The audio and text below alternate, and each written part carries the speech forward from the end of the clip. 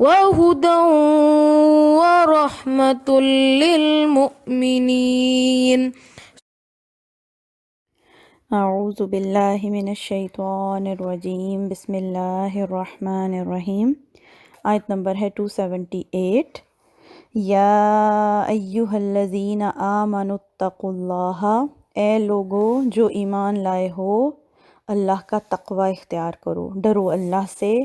وَذَرُوا، اور چھوڑ دو، ما بقی من الربا، جو باقی ہے سود میں سے، ان کنتم مؤمنین، اگر ہو تم ایمان لانے والے۔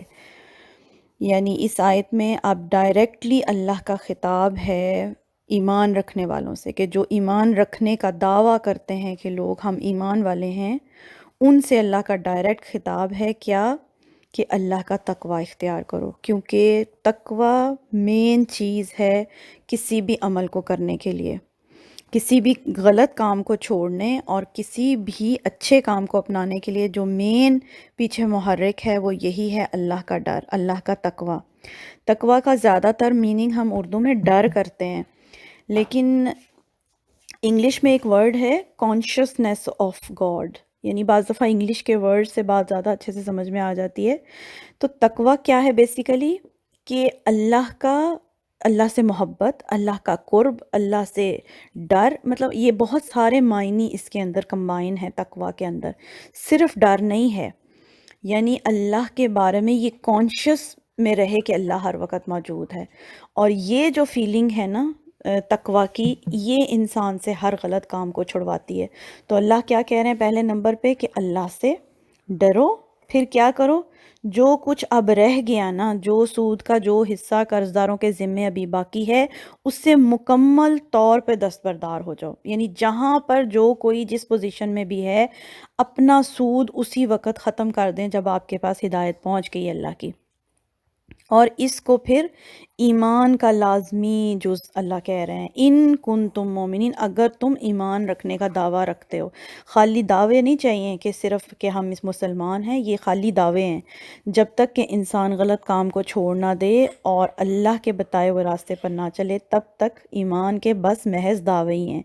تو اللہ کیا کہہ رہے ہیں؟ اگر تم ایمان لانے والے ہو، یہ دعویٰ کرتے ہو، تو جو کچھ بھی رہ گیا سود میں سے اب اس کو تم چھوڑ دو۔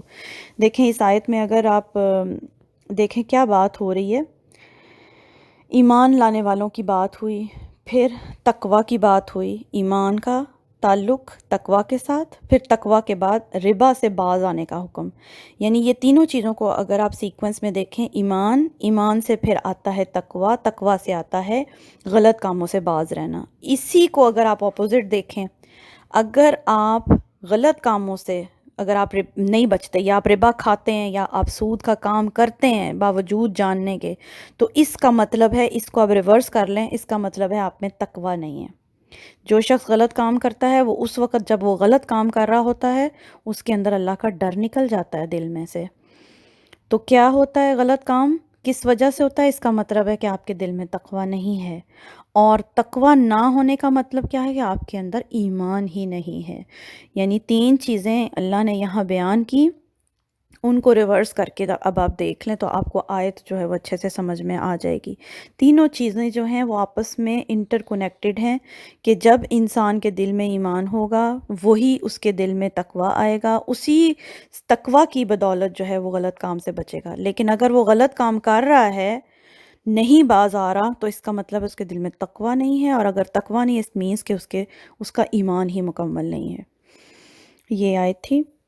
اللہ تعالی ہم سب کو توفیق عطا فرمائے غلط کاموں سے بچے رہنے کی۔